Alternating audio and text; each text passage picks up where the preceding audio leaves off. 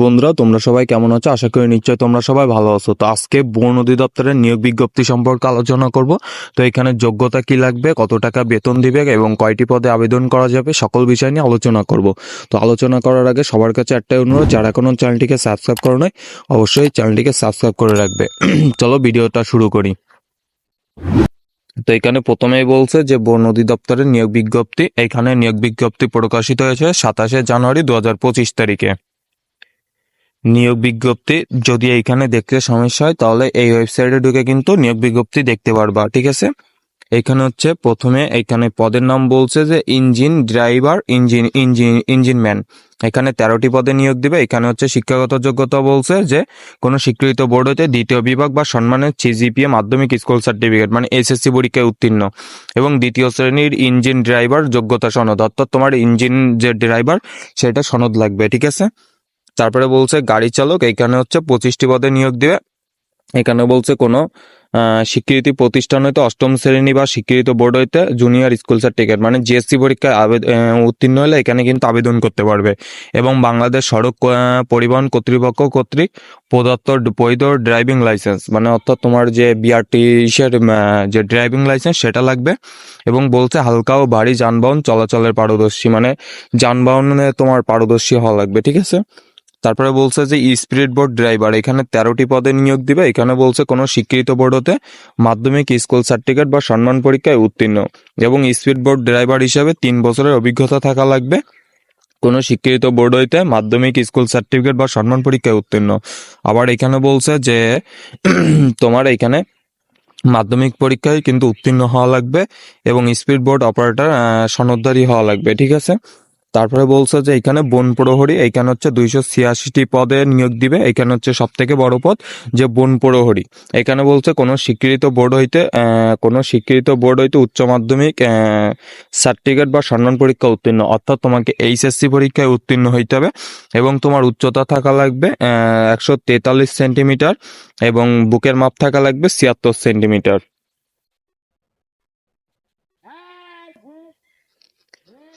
এইখানে বলছে যে প্রার্থীর বয়স 1/1/2025 তারিখে 18 থেকে 25 বছরের মধ্যে হইলে কিন্তু তুমি এখানে আবেদন করতে পারবে। 32 বছরের বেশি হলে কিন্তু আবেদন করতে পারবে না। আবার 18 বছরের নিচে হলে কিন্তু তুমি আবেদন করতে পারবে না। তাহলে তোমাকে 18 থেকে 32 বছরের মধ্যে হইতে হবে, ঠিক আছে।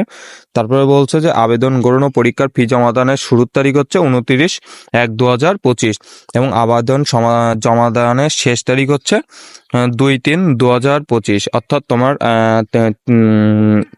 মার্চ মাসের জানুয়ারি মার্চ মাসের 2 তারিখ পর্যন্ত কিন্তু এখানে আবেদন করতে হবে। তো এখানে কি কি কাগজপত্র লাগবে এই স্ক্রিনে দেখাচ্ছি, তোমরা একটু দেখে নিবে। এইখানে মৌখিক পরীক্ষার সময় তোমার কি কি কাগজপত্র লাগবে এই যে এইখানে যে দেওয়া রয়েছে এইগুলো একটু তোমরা একটু ভালোভাবে দেখে নিবে। আমি স্ক্রিনে দেখাচ্ছি, তোমরা একটু ভালোভাবে দেখে নাও।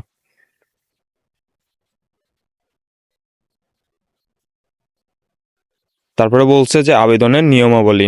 এখানে বলছে যে আবেদনের অনলাইনের নিয়মাবলী। তো এখানে বলছে পরীক্ষা গ্রহণ ইচ্ছুক এই ওয়েবসাইটে ঢুকে আবেদন করতে হবে। তো আবেদন লিঙ্ক আমার ডিসক্রিপশন বক্সে দেওয়া থাকবে। তো তোমরা সরাসরি এই লিঙ্কে ক্লিক করে তোমাদের সকল যাবতীয় তথ্য দিবা এবং ছবি দেবা 300x300 পিক্সেল। তো 300x300 পিক্সেল ছবি কিভাবে করতে এবং 100 কিলোবাইটের মধ্যে আমার ভিডিও ডিসক্রিপশন বক্সে ভিডিও দেওয়া থাকবে। সেই লিঙ্কে ক্লিক করে কিন্তু তোমরা সহজে ভিডিও দেখে নিতে পারবে। এখানে বলছে যে অনলাইনে জমাদানের শুরুর তারিখ সেটা আগেই বললাম যে 29/1/2025 এবং অনলাইনের শেষ তারিখ বলছে যে 2/3/2025 বিকাল 5টা পর্যন্ত। এখানে উক্ত আবেদন করার পরে 72 ঘন্টার ভিতরে ফি প্রদান করার কথা বলছে। এই যে অনলাইনে বললাম যে ছবির সাইজে এই যে 300x300 পিক্সেল এবং দৈর্ঘ্য স্বাক্ষর সাইজ হচ্ছে 300x80 পিক্সেল। আমার কিন্তু ভিডিও ডিসক্রিপশন বক্সে ভিডিও ডিসক্রিপশন বক্সে লিঙ্ক দেওয়া থাকবে। সেই লিঙ্কে ক্লিক করে কিন্তু তুমি ভিডিও দেখে নিতে পারবে যে 300x300 পিক্সেলের ছবি কিভাবে করতে হবে এবং স্বাক্ষর 300x80 পিক্সেলের কিভাবে করতে হবে এবং 100 কিলোবাইটের মধ্যে এবং স্বাক্ষর সাইজ 60 কিলোবাইটের মধ্যে। তো অনলাইনে আবেদনের পূরণকৃত যেহেতু পরবর্তী সকল কার্যক্রম ব্যবহৃত হবে সেহেতু অনলাইন আবেদন সাবমিট করার পরে পূরণকৃত সকল তথ্যের সঠিকতা সম্পর্কে প্রার্থী শতভাগ নিশ্চিত হতে হবে, অর্থাৎ তুমি দেখে নিবে যে তোমার সকল কিছু ঠিক আছে কিনা। বন্ধুরা আবেদন প্রসেস কিন্তু একদম সোজা। তুমি জাস্ট লিঙ্কে ঢুকবা, তোমার সকল ইনফরমেশন দেবা, তারপরে ছবিটা আপলোড করবা, তারপরে তুমি সাবমিট দিলে কিন্তু তোমার আবেদন কার্যক্রম হয়ে যাবে। যদি কেউ বুঝতে না পারো আবেদন বা যদি কোনো কিছু জানার থাকে অবশ্যই কমেন্ট বক্সে কমেন্ট করে জানাবা। আর যদি আবেদন প্রক্রিয়া নিয়ে ভিডিও চাও অবশ্যই ভিডিও দেওয়ার চেষ্টা করব। তো আবেদনের জন্য তোমাকে কত টাকা পরিশোধ করতে হবে বন্ধুরা, এখানে বলছে যে ক্রমিক 1 নম্বরের জন্য 150 টাকা এবং টেলিটক সার্ভিস চার্জ সহ 18 টাকা, টোটাল 168 টাকা কিন্তু তোমাকে পরিশোধ করতে হবে। এবং ক্রমিক 2 নম্বর ও 3 নম্বরের জন্য বলছে যে 100 টাকা এবং সার্ভিস চার্জ সহ 112 টাকা কিন্তু তোমাকে পরিশোধ করতে হবে। এবং 4 নম্বর পদের জন্য বলছে 50 টাকা ও টেলিটক সার্ভিস চার্জ সহ 6 টাকা, তো অর্থাৎ তোমাকে 56 টাকা, অর্থাৎ তোমাকে 56 টাকায় কিন্তু তুমি এখানে আবেদন করতে পারতেছো। ঠিক আছে, 56 টাকায় তুমি এখানে আবেদন করতে পারবে। ঠিক আছে, এবং বলছে যে সকল গ্রেডের অনগ্রসর নাগরিক ক্ষুদ্র নিগোষ্ঠী ও তৃতীয় লিঙ্গের প্রার্থীগণ আবেদন ফি 50 টাকা ও টেলিটক সার্ভিস চার্জ ভ্যাট সহ 6 টাকা, অর্থাৎ 56 টাকা। ঢাকা পরবর্তী 72 ঘন্টার ভিতরে কিন্তু তোমাকে মানে অনলাইনে আবেদন করার 72 ঘন্টার মধ্যে তোমাকে টাকা পরিশোধ করতে হবে, সেটা বলছে। তোমরা টাকা পরিশোধ কিভাবে করতে হবে, অবশ্যই তোমার টেলিটক সিম টাকা লাগবে, তার নাহলে কিন্তু তুমি এখানে টাকা দিতে পারবা না। ঠিক আছে, তো অবশ্যই তোমার টেলিটক সিম লাগবে। তুমি তোমার নিকটস্থ যদি কারো টেলিটক সিম থাকে তুমি কিন্তু খুব সহজে তার মাধ্যমে কিন্তু পেমেন্ট করে নিতে পারবে। তো পেমেন্ট কিভাবে করতে হবে, তোমার টেলিটক নাম্বারে তুমি রিচার্জ আকারে টাকাটা রাখবা, তারপরে যে লিখবা এইখানে সিসি এফএফডি স্পেস দেবা, স্পেস মানে হচ্ছে ফাঁকা, তারপরে হচ্ছে ইউজার আইডি, তোমার আবেদন করার পরে তোমার একটা ইউজার আইডি দিবে। তো ওইটা লেখার পরে সিসি এফএফডি লেখার পরে স্পেস দেবা, মাঝখানে ফাঁকা দেবা, তারপরে তোমার ইউজার আইডিটা দেবা, অর্থাৎ তোমার আবেদন করার পরে তোমার কিন্তু একটা ইউজার আইডি দিবে, সেই ইউজার আইডিটা দিয়ে 1622 নম্বরে সেন্ড করবা। করার পরে তোমাকে এমন একটা SMS দিবে যে তুমি যেটার জন্য আবেদন করতেছো সেই টাকাটা কাটার জন্য দিবে, এবং তোমাকে একটা পিন নাম্বার দিবে।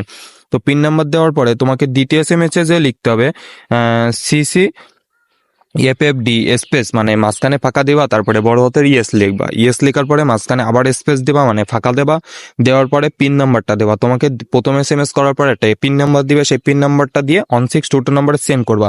সেন্ড করার পরে তোমাকে কংগ্রাচুলেশন জানাবে এবং অ্যাপ্লিকেশন কমপ্লিট এরকম একটা তোমাকে দেবে। তারপরে এখানে তোমাকে ইউজার আইডি দিবে এবং পাসওয়ার্ড দিবে। তো ইউজার আইডি এবং পাসওয়ার্ডটা সুন্দরভাবে সেভ করে রাখবা, কোথাও লিখে রাখবা, কারণ এটা পরবর্তীতে তোমাকে যে পরীক্ষার জন্য যে অ্যাডমিট কার্ডটা তোলা লাগবে এটা কিন্তু প্রয়োজন হবে। পাসওয়ার্ড এবং তোমার পিন নাম্বার দিয়ে কিন্তু লগ ইন করে তারপরে তোমার কিন্তু অ্যাডমিট কার্ডটা বের করতে হবে।